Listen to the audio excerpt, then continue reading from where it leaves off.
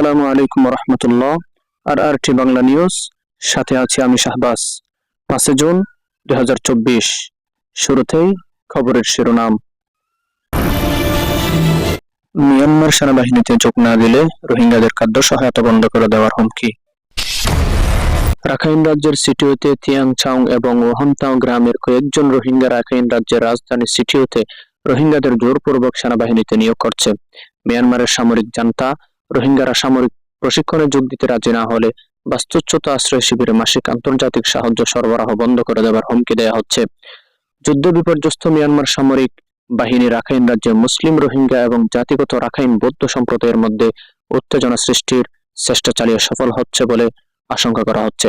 এই অবস্থায় সেখানে রোহিঙ্গাদের পরিস্থিতি পর্যবেক্ষণের জন্য আন্তর্জাতিক সম্প্রদায় যখন নতুন করে আহ্বান জানাচ্ছে, তখন রোহিঙ্গাদের জোরপূর্বক নিয়োগের খবর এসেছে। যুদ্ধক্ষেত্রে ক্ষয়ক্ষতি এবং বিদ্রোহী বাহিনীর কাছে ব্যাপক আত্মসমর্পণের কারণে তাতমাদো নামে পরিচিত মিয়ানমার সেনাবাহিনীতে সৈনিকের ঘাটতি দেখা দেওয়ায় জান্তা নতুন সৈন্য নিয়োগের জন্য মরিয়া হয়ে উঠেছে। মানবাধিকার কর্মীরা বলছেন, বৌদ্ধ সংখ্যাগরিষ্ঠ মিয়ানমারের কয়েক দশক ধরে নির্যাতিত রোহিঙ্গারা রাখাইন রাজ্যে জাতিগত আরকান আর্মি এবং জান্তা বাহিনীর মধ্যে যুদ্ধে জড়িয়ে পড়ছে। অভিপক্ষীয় রোহিঙ্গাদেরকে তাদের দলে যোগ দিতে চাপ দিচ্ছে এবং একই সাথে উভয় পক্ষকে রোহিঙ্গাদের বিরুদ্ধে তাদের প্রতিপক্ষকে সহায়তা করার অভিযোগ আনছে। প্রাপ্ত তথ্য অনুযায়ী মুসলিম সংখ্যালঘুরা আরকান আর্মি এবং জান্তা বাহিনীর উভয়ের সহিংসতার শিকার হচ্ছে। সিটিউয়ের রোহিঙ্গা বাসিন্দারা নিরাপত্তার কারণে নাম প্রকাশ না করার শর্তে ব্যানারের সহযোগী প্রতিষ্ঠান রেডিও ফ্রি এশিয়াকে RFA বলেছেন, জান্তা সৈন্যরা 27 মে প্রত্যেকটি বাস্তুচ্যুত রোহিঙ্গা শিবির থেকে 18 থেকে 30 বছর বয়সী অন্তত 30 জন সদস্যকে সেনা প্রশিক্ষণের জন্য সরবরাহের নির্দেশ দেওয়া শুরু করে। অন্তত 10টি শিবিরের বাসিন্দাদেরকে এই নির্দেশ দেওয়া হয়েছে।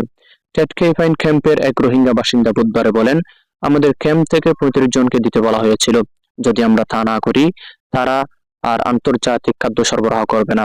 জান্তা প্রথম সারিতে দাঁড়িয়ে যুদ্ধ করার জন্য তাদেরকে নিয়োগ করছে। শিবির থেকে ঠিক কতজন রোহিঙ্গাকে জোরপূর্বক নিয়োগ করা হয়েছে তা তাৎক্ষণিকভাবে স্পষ্ট হয়নি। রাখাইন রাজ্যে রোহিঙ্গাদের জন্য খাদ্য সহায়তা বন্ধের হুমকির ব্যাপারে প্রতিক্রিয়া জানতে চেয়ে মিয়ানমারের জাতিসংঘের উন্নয়ন কর্মসূচি UNDP-র সাথে যোগাযোগের চেষ্টা করলেও এই পর্যন্ত উত্তর পায়নি RFA। রোহিঙ্গাদের RFA কে বলেছে, জান্তা আর্মি মার্চ মাসে সিটিও শহরের বাস্তুচ্যুতদের ক্যাম্প থেকে প্রায় 1000 রোহিঙ্গাকে জোরপূর্বক সামরিক চাকরিতে নিয়োগ করেছিল। গত মাসে রোহিঙ্গা গ্রাম থেকে 300 জনেরও বেশি নিয়ে গেছে। এবার জোরপূর্বক নিয়োগের তৃতীয় ধাপ চলছে। ডারপাইং গ্রামের বাজারে রাখাইন ব্যক্তির মালিকানাধীন একটি সোনার অলংকারের দোকান, যেখানে অধিকাংশ বাসিন্দাই মুসলিম। নাম প্রকাশে অনিচ্ছুক এক রোহিঙ্গা বলেছেন, মাঝরাতে আটক হওয়ার ভয়ে তার সম্প্রদায়ের সদস্যরা আর বাড়িতে ঘুমাতে চায় না। তারা অর্থাৎ জান্তার সৈন্যরা প্রায় গভীর রাতে আসে এবং যদি তারা বাড়িতে যুবকদের দেখে তবে নিয়ে যাবে, তিনি আরো বলেন, আমাদের জন্য আর ঘরে ঘুমানো ভালো নয়, এখন পুরুষরা বাইরে ঘুমায়। রোহিঙ্গাদের জন্য আগের বার সামরিক প্রশিক্ষণ অনুষ্ঠিত হয়েছিল জান্তা বাহিনীর সিটিও ভিত্তিক আঞ্চলিক কমান্ড সদর দপ্তরে। রোহিঙ্গারা জানিয়েছে, 2 সপ্তাহের প্রশিক্ষণ শেষে তাদের সনদপত্র দেওয়া হয়। তারপর কিছু লোককে বাড়িতে এবং অন্যদের সামনের সারিতে যুদ্ধের জন্য পাঠানো হয়েছিল।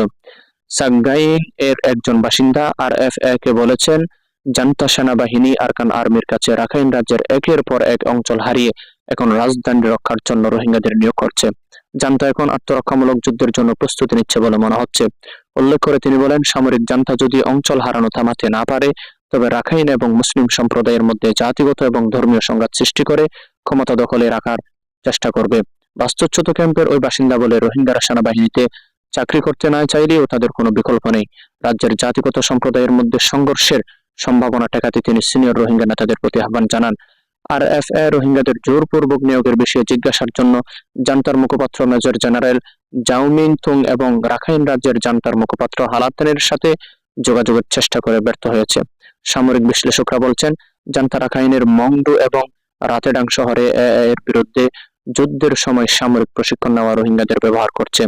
এখন পর্যন্ত সংঘাতমুক্ত থাকা সিটিও এবং কিয়াউফিউ শহরে হাজার হাজার রোহিঙ্গা সামরিক প্রশিক্ষণ নিয়েছে এবং বিশ্লেষকরা বলছেন, যুদ্ধ চলতে থাকলে তাদের যুদ্ধক্ষেত্রে মোতায়েন করা হতে পারে।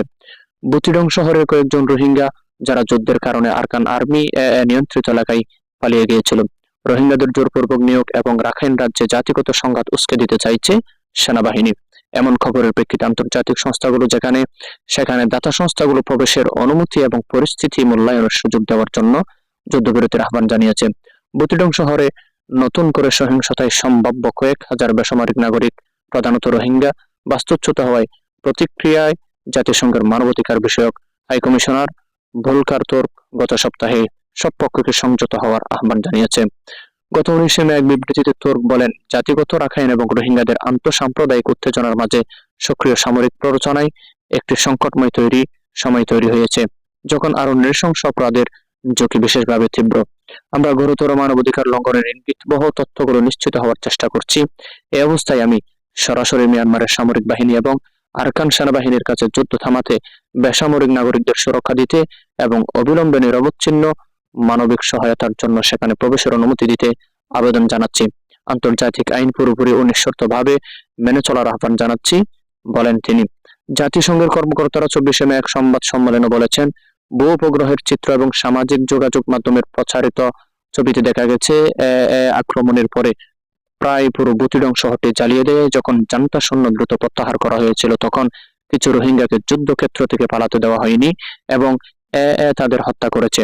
মিয়ানমারে নিয়োজিত জাতিসংঘের মানবাধিকার সংস্থার প্রধান জেমস রেডহেভার সম্প্রতি রাখাইন ও রোহিঙ্গা সম্প্রদায়ের মধ্যে উত্তেজনা বাড়াতে ভুল ও মিথ্যা প্রচারণার তথ্য তুলে ধরেছেন। তিনি উল্লেখ করেন, সোশ্যাল মিডিয়া প্ল্যাটফর্ম এক্স সাবেক টুইটার রোহিঙ্গাদের সম্পর্কে মিথ্যা তথ্য প্রচার করছে। আসসালামু আলাইকুম ওয়া রাহমাতুল্লাহ।